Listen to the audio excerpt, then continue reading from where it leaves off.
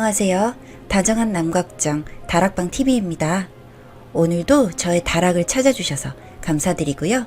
사연 시작해보도록 하겠습니다. 안녕하세요. 20개월 아들을 가진 30대 초반의 평범한 남자입니다. 제 아내는 하나의 정신을 완전 빼버린 사람인데 그게 바로 SNS입니다. 저는 페북이나 인스타를 하지 않아 자세히 설명은 못하지만 진짜 옆에서 보면 한심합니다. 결혼 전에는 아내도 저처럼 전혀 SNS를 하지 않았습니다. 저도 그렇고 아내도 둘 다 성격이 내성적인 편이라 카톡 프로필에 사진에 셀카 올리는 게 부끄러워하던 성격이라 SNS는 그냥 그런 게 있고 다른 사람들은 엄청 열심히 한다더라 이 정도만 알고 있었습니다. 그런데 아내가 SNS에 지금처럼 빠지게 된 건 저희 아이를 출산하고부터였습니다. 처음 가지는 아이이고 솔직히 객관적으로 우리 아이는 누가 보더라도 아주 귀엽게 생겼습니다. CF에 나올 법한 귀여운 외모 때문에 저희 가족들도 엄청 예뻐하고요. 이런 아이 외모에 대한 칭찬을 듣다 보니 제 여동생이 새언니에게 우리 땡땡이 진짜 인스타에 사진 한 장만 올리면 완전 스타 될 텐데 이런 말을 아내가 듣게 되면서 SNS를 시작하게 되었습니다. 처음에는 소소하게 우리 아이 누워있는 사진이라거나 예쁜 옷을 입히고 사진을 찍어 올리는 것부터 시작했습니다. 우리 땡땡이가 귀엽게 생겼다느니 진짜 랜선이모 삼촌을 자처한다느니 이런 분들의 댓글을 보다 보니 저도 무척 뿌듯하기도 하고 제가 칭찬받는 것보다 아들이 칭찬을 받으니 제가 더 기분이 좋더라고요. 그래서 처음에는 아내가 글을 올리면 주말이면 같이 도와주기도 했습니다. 사진이 예쁘게 나와야 하니 집안에 이런저런 인테리어 소품도 사다주고 집도 꾸미고 다양한 상황에서 사진도 찍고 싶어서 다른 분들이 올린 사진 보고 똑같이 따라 찍는 등 아내를 도와 열심히 사진을 올렸습니다. 그만큼 댓글도 달리고 팔로워 수도 늘어나는 게 보이니 저도 덩달아 신이 나기도 하고 아내랑 저녁에 자기 전 같이 누워서 우리 땡땡이에게 달린 댓글을 읽으면서 함께 웃기도 하고 정말 아무런 문제가 없었습니다. 하지만 아내의 경우에는 저보다 좀 더 심하게 SNS에 빠지더라고요. 아무래도 저는 직장 생활을 하면서 짬짬이 아내의 SNS 활동을 도와주는 정도까지만 했지만 아내는 출산 후에 다니던 직장도 그만두고 나이도 어려 친구들도 아직 결혼을 안 한 친구들이 많으니 아내의 입장에서는 집에 틀어박혀 있는 답답한 일상 속에서 SNS는 사실 아내의 유일한 일상에 대한 탈출구쯤으로 여겼을 거라 생각합니다. 그만큼 아내는 아침에 눈을 뜨면서부터 저녁에 제가 잠들 때까지 핸드폰을 손에서 내려놓질 않더군요. 처음 몇 달간은 그게 그렇게 심각한 일인지 저도 생각하지 못했습니다. 아내가 육아로 인한 스트레스를 뭐라도 하면서 해소하기를 바라지만 제가 옆에서 아내를 도와줘야 하는 상황에서 직장 생활을 하다 보니 많이 도와주지 못한 것 같아 항상 미안했었거든요. 그런데 SNS를 하면서 즐거워하는 아내를 보니 차라리 저거라도 하면서 아내가 스트레스를 극복하길 바랬습니다. 그런 마음에 옆에서 더 SNS 활동하는 걸 도와주기도 했었고요. 하지만 정도가 지나치니 생각지도 못한 문제가 생겼습니다. 여러 가지가 있겠지만 그 중에서 몇 가지를 꼽아본다면 아내가 강박적으로 SNS 활동을 한다는 점입니다. 지금 아내는 핸드폰이 손에 없으며 공황 증세같이 너무너무 불안해하고 어쩔 줄 몰라 합니다. 24시간 보조 배터리를 끼고 살며 외출을 할 때는 여분으로 보조 배터리를 3개나 들고 다닙니다. 그러면서 가방에는 핸드폰 카메라에 더 씌워서 사진 효과를 줄 수 있는 렌즈 몇 가지랑 삼각대, 혹시 외식이라도 하는 날에는 식당에서 주는 식기가 마음에 안 든다면서 따로 식기와 식탁보까지 챙겨서 외출을 합니다. 그 정도까지면 사실 누구에게 피해를 주는 건 아니니 넘어갈 수 있다 하더라도 아내는 사진을 찍을 때 음식의 모양이 조금이라도 틀어지거나 마음에 들지 않으면 종업원을 불러 따집니다. 사진에 올려야 하는 음식인데 이따구로 내오면 어떻게 찍겠냐고 다시 예쁘게 만들어서 내오라고. 말리려고 하지만 아내는 순간을 못 참고 종업원에게 막말을 쏟아내더라고요. 몇 번 가게에서 쫓겨난 적도 있습니다. 그냥 카메라 치우고 조용히 아내와 대화하면서 먹고 싶은데 이젠 어딜 가더라도 카메라가 따라다닙니다. 야외에서 사진을 찍으려면 예뻐 보이거나 멋지게 사진이 나올 것만 같은 장소이면 출입 금지라고 줄이 쳐져 있건 말건, 높은 곳이든 말든 위험할 수도 있는 곳이든 말든 어디든 들어가서 본인이 만족할 때까지 사진을 찍고 옵니다. 그러면서 SNS를 하는데 진짜 더 큰 문제는 댓글에서 자기가 마음에 안 드는 댓글이 달리면 아내는 심각해집니다. 처음에는 코웃음을 치다가 제게 댓글을 캡처해서 보내주면서 저에게도 그렇게 생각하는지를 물어보고, 제가 아내를 달래려고 해도 아내는 흥분이 가라앉지 않아 어쩔 줄을 몰라 하더군요. 집에 와보니 그 댓글에 정신이 팔려 우리 땡땡이 분유 주는 것도 잊어버려서 애기는 울고 있고 아내는 핸드폰만 쳐다보면서 욕을 했다가 다시금 뭔가 열중하다가 또 욕을 하고, 그 모습을 보다가 아내가 뭘 하나 싶어서 옆에 가봤더니 본인 마음에 들지 않는 댓글을 단 사람의 SNS를 찾아가서 사진마다 욕을 적고 있었습니다. 다는 못 봤고 몇 개만 봤었는데 참 여기에 적지 못할 정도로 저속한 말들을 써놨더라고요. 전 정말 아내가 적은 댓글들을 보면서 깜짝 놀랐습니다. 아내가 평소에 욕하는 걸 들어본 적도 없었고, 아내가 걸레니 술집 여자 같아 보인다느니 발전난 땡이라든지 정말 이런 저속한 단어를 입에 담을 거라고 생각조차 하지 못했으니까요. 이쯤에서는 저도 걱정이 돼서 아내에게 조심스럽게 SNS 활동을 조금만 줄여보는 게 어떻겠냐는 식으로 물어봤습니다. 제 생각과는 달리 아내도 그러고 싶다고 말을 하네요. 본인도 매일매일 글을 올려야 하고 자기 사진을 보는 모든 사람들에게 좋은 이야기만 듣고 싶은 게 너무 힘들다고 합니다. 그래서 줄이고 싶은데 조금만 시간이 지나도 어떤 댓글이 달렸나 궁금해하기도 하고 SNS를 보는 게 습관이 되어버려서 본인도 마음처럼 활동을 줄이는 게 어렵다고 하더군요. 저도 아내의 그 말을 듣고는 참 많이 울었습니다. 출산과 육아가 쉽지 않은 걸 남편이라는 사람이 옆에서 누구보다 가깝게 아내가 힘든 상황이라는 걸 알고 있었는데도 옆에서 도와주지 못한 게 마음이 너무 아프고 저 때문에 이렇게 된 것 같아 아내 앞에서 한참을 울었습니다. 그러고 아내에게는 제가 옆에서 많이 도와주겠다면서 조금씩 인스타를 줄여보자고 말을 했죠. 그렇게 아내는 주중에 필라테스를 시작했고 아이는 저희 어머니가 낮 시간 동안 봐주시기로 했습니다. 그렇게 아내도 몸을 움직이며 운동을 하니 얼굴도 점차 밝아지고 활기가 생기는 모습에 다행이라 생각할 때쯤 경찰서에서 연락이 왔습니다. 아내가 명품관에서 지갑이랑 스카프를 훔쳤다고 하네요. 당장 경찰서로 달려갔습니다. 아내는 울면서 저만 보고 있었고 저는 자리에 앉아 명품관 직원에게서 자초지종을 들으니 지갑이랑 스카프 한 개씩을 아내가 들고 다니다가 비상음 소리가 들려서 직원이 아내를 추궁하니 가방 속에서 지갑과 스카프가 나왔다고 하네요. 저는 순간 뇌리에 인스타가 번뜩하고 생각이 나더라고요. 설마 해서 아내에게 물었습니다. 자기 혹시 지갑이랑 스카프 인스타에 올리려고 훔친 거야? 물으면서도 아니기를 바랬습니다.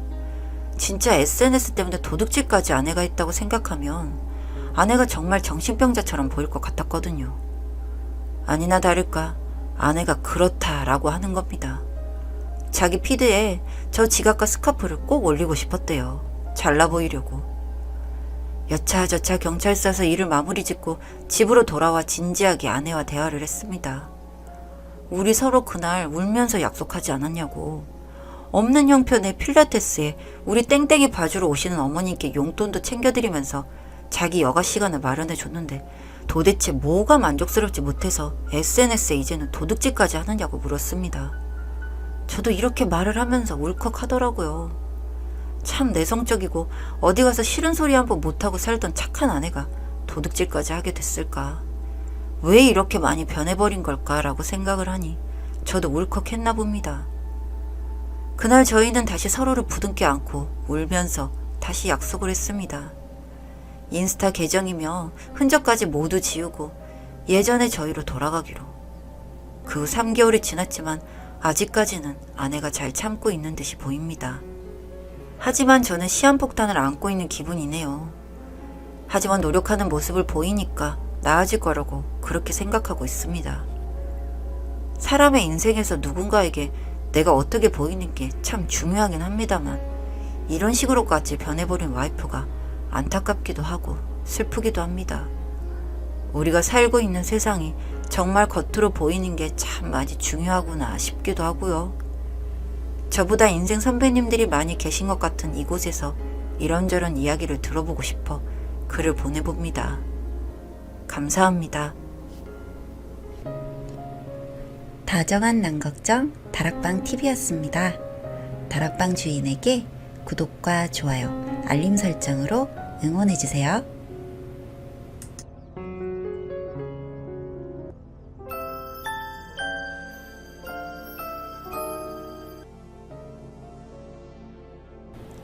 안녕하세요. 다정한 남걱정 다락방TV입니다. 오늘도 저의 다락을 찾아주셔서 감사드리고요. 사연 시작해보도록 하겠습니다. 안녕하세요. 저는 30대 후반의 남성입니다. 타고나길 깔끔하고 정리정돈이 되어야 숨이 쉬어지는 성격인데다 가족들도 대부분 그런 성향인 것을 자랑스럽게 생각하고 살았습니다. 그래서인지 이성을 만나도 조금이라도 그런 부분이 마음에 안 들면 가차없이 이별을 고했고요.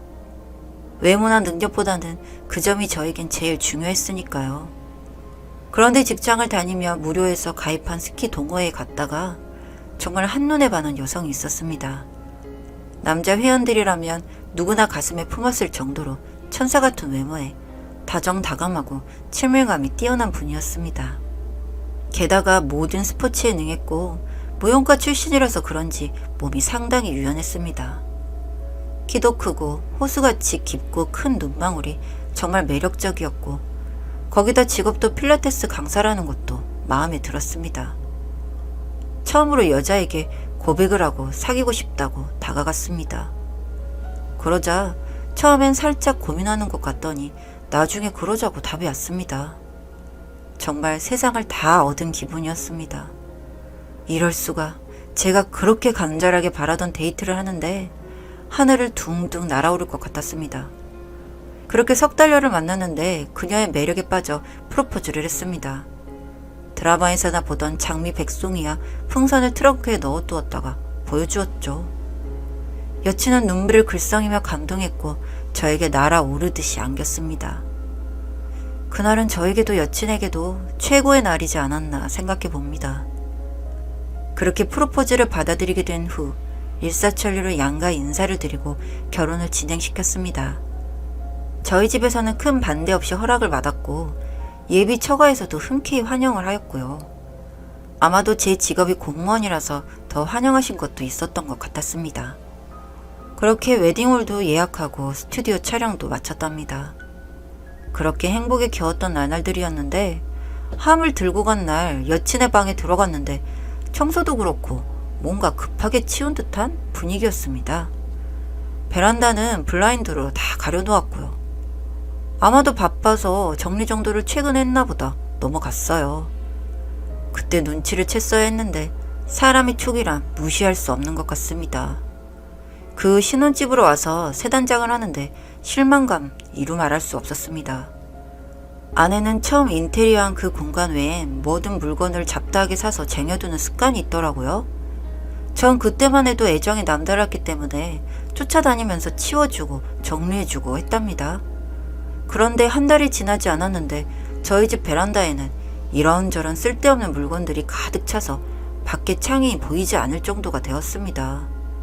그 물건들이란 신문, 잡지, 오래된 책, 헌옷, 잡곡, 피규어 상자 뭐 이런 것들이었어요.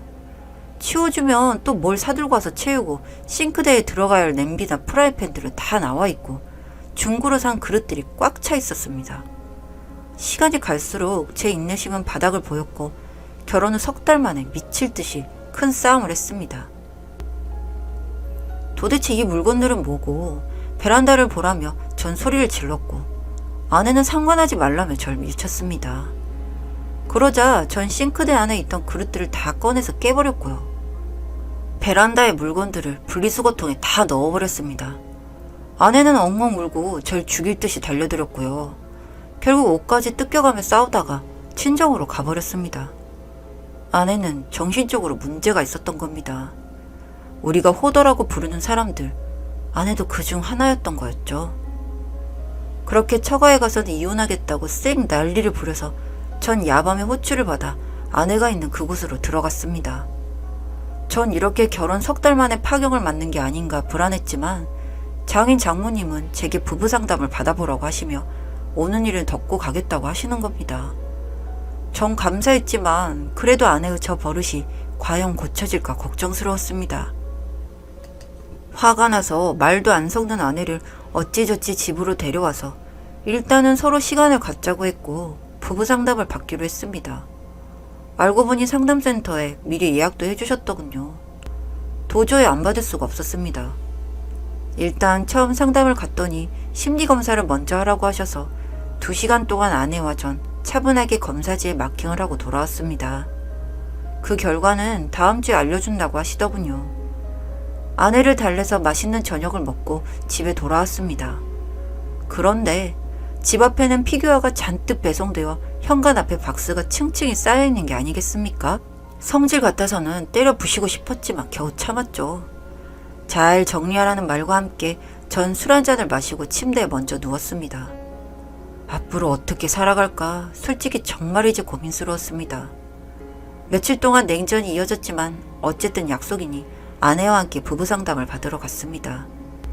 그리고 결과를 들어보니 아내에게 관련된 정신질환이 있다는 걸 알았습니다. 저장 강박증이라는 병명이었으며 인지행동 치료를 받아야 하며 그동안 사랑과 애정으로 대하라는 겁니다. 일방적인 희생을 강요하다니 전 억울해서 미칠 것 같았습니다. 그래도 이혼은 하고 싶지 않아서 매뉴얼대로 아내에게 처음부터 끝까지 화내지 않고 성심성의껏 대해주었습니다. 청소도 해주었고 요리는 물론 아내가 퇴근하고 와서 지쳤을 때 마사지도 해주었습니다. 알고 보니 어릴 적에 부모님께 상처를 받아서 그런 증세가 생겼다고 하더군요.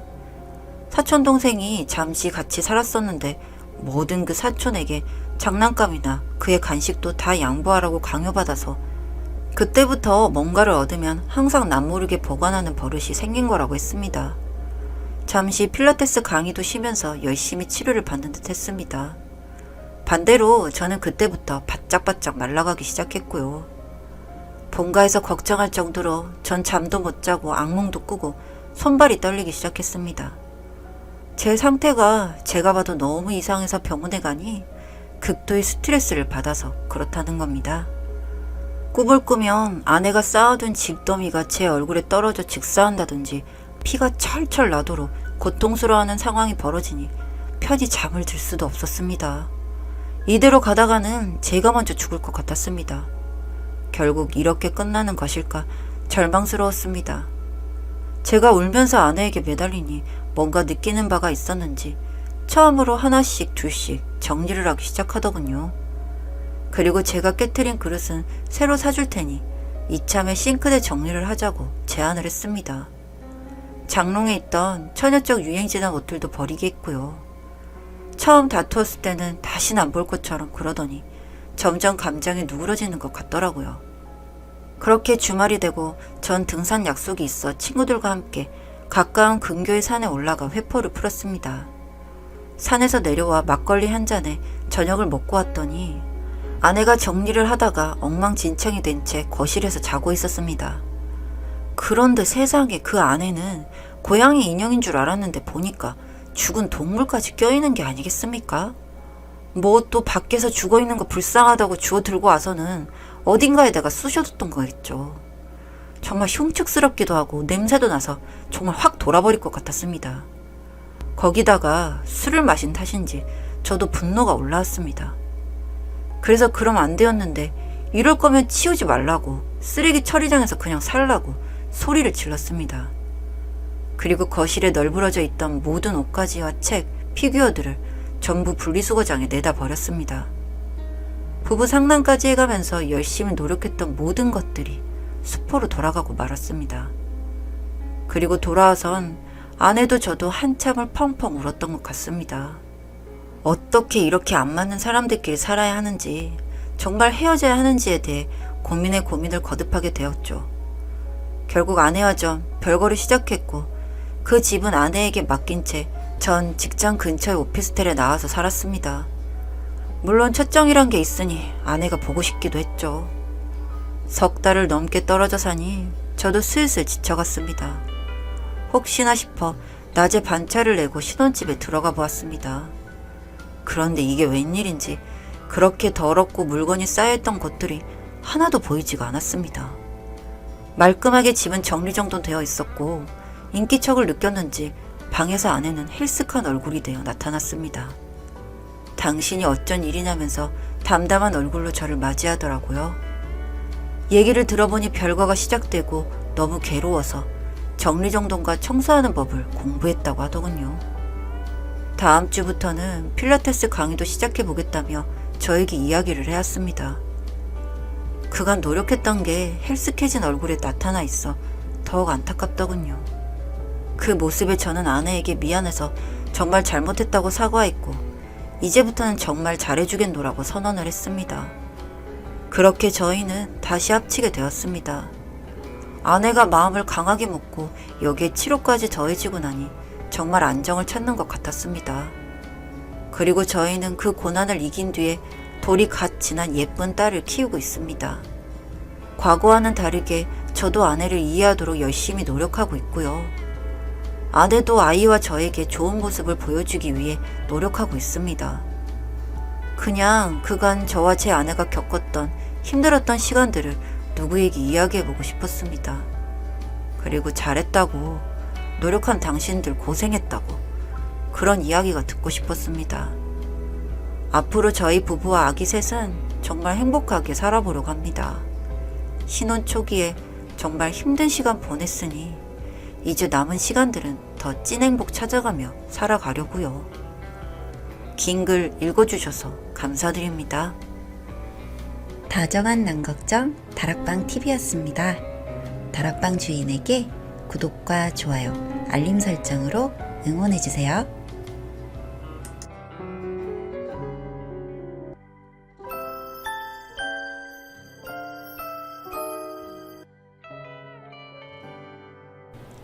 안녕하세요. 다정한 남걱정 다락방TV입니다. 오늘도 저의 다락을 찾아주셔서 감사드리고요. 사연 시작해보도록 하겠습니다. 안녕하세요. 지방에 거주하는 33살 평범한 남자입니다. 결혼 1년 만에 이혼을 결심하고 도장을 찍기 전까지 정말 힘든 시간들을 보냈습니다. 아직도 짧았던 결혼 생활에 대한 후유증이 남아 힘들어하다가 누군가에게 털어놓고 이야기라도 하면 마음이 편해질까 이렇게 글을 써봅니다.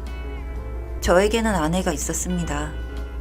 제 아내는 조금 특이한 부분이 있었는데 그걸 대수롭지 않게 생각했던 제가 참 바보 같았다는 생각을 합니다. 아내는 페미입니다. 결혼 전에도 사실 그런 느낌이 있었습니다.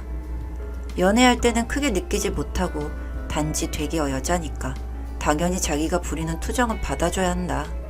반드시 집에 갈 때는 자기를 데려다 줘야 한다. 기분이 안 좋은 날이면 나에게 무조건 맞춰줘야 한다? 이 정도로만 이야기를 해서 당시에는 여자친구가 공주처럼 자랐구나. 여중 요구를 낳아서 되게 여자 같다라는 생각만 했었습니다.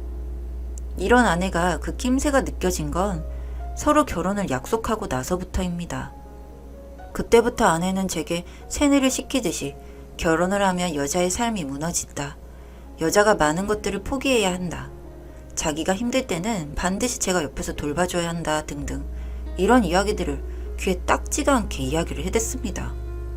같이 TV를 보더라도 남녀가 대립해서 토론하는 프로그램을 보여준다거나 시집살이를 하는 며느리의 이야기 이런 것들만 제게 보여주면서 끊임없이 세뇌를 하는 것이 느껴졌습니다.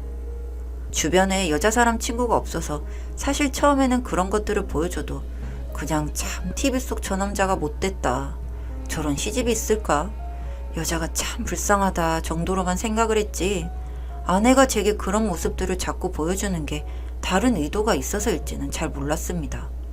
그런데 자꾸 결혼 날짜가 다가올수록 시집, 시어머니, 출산, 육아 이런 이야기를 하면서 본인을 먼저 보호하려고 자꾸 이런저런 이야기를 하는 모습에서 페미라는 단어를 알게 되었네요.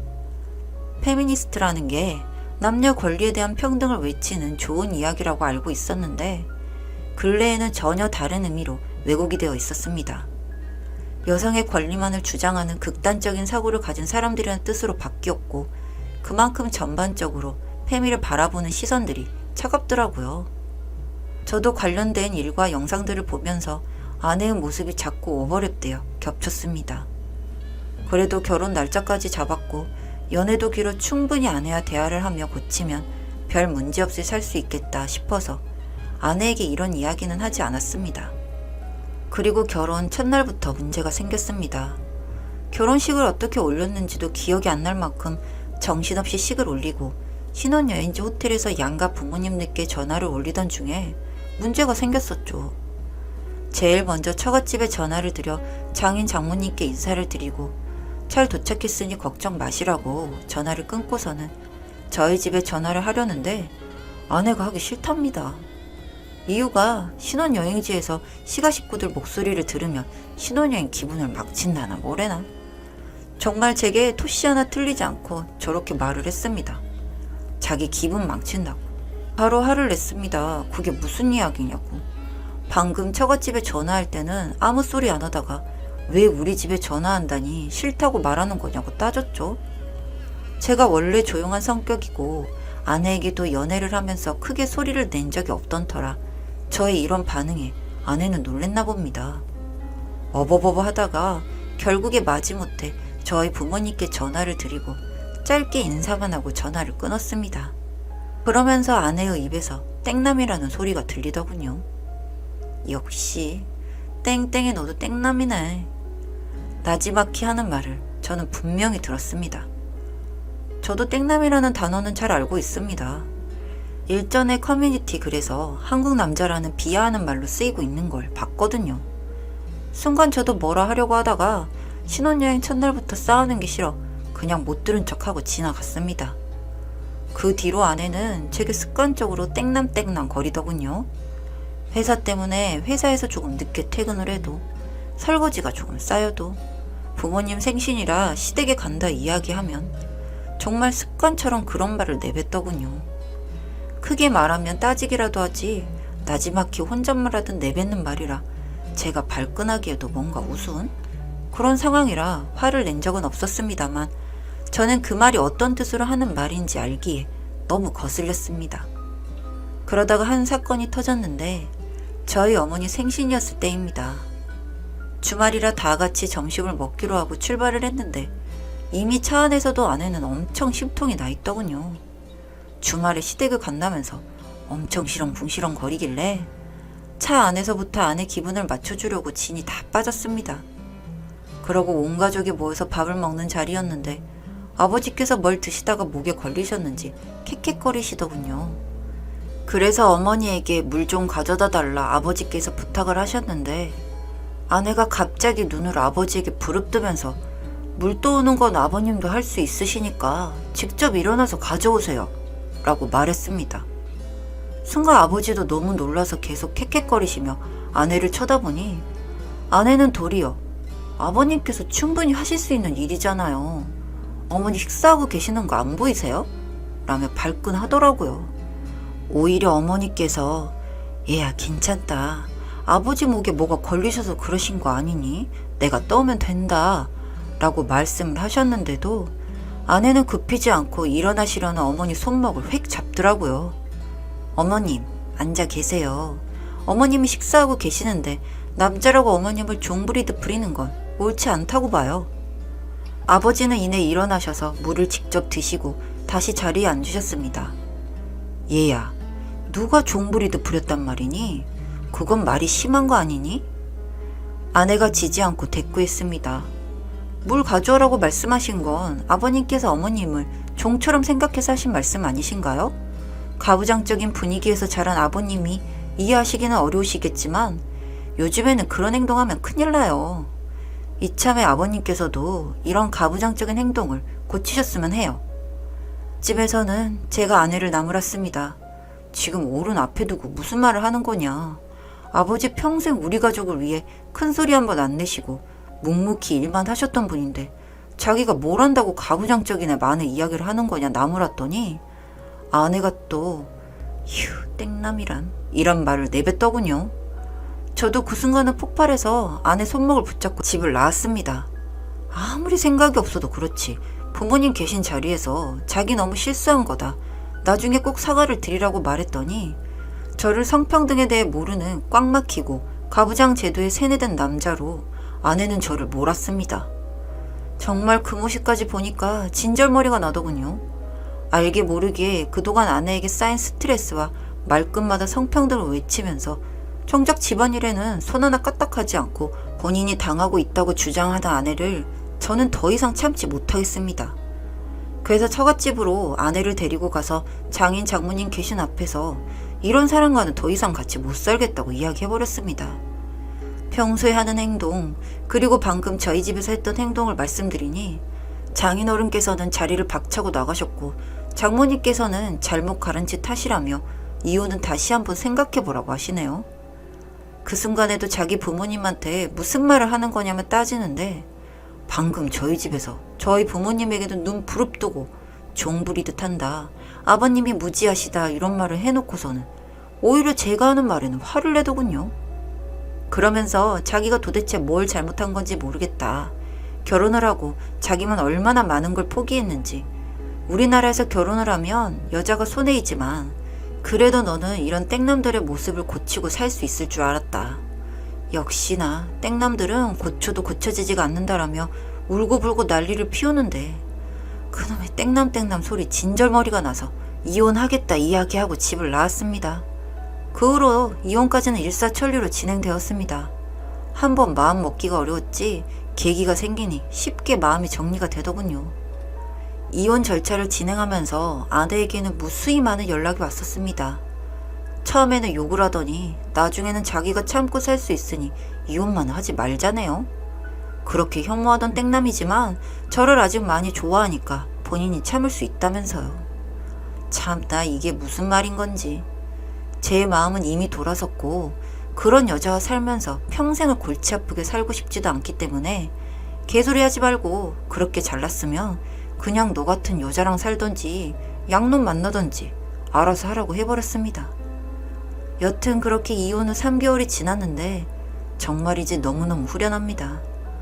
이젠 정말이지 여자라면 지긋지긋하네요. 다정한 남걱정 다락방 TV였습니다. 다락방 주인에게 구독과 좋아요, 알림 설정으로 응원해주세요.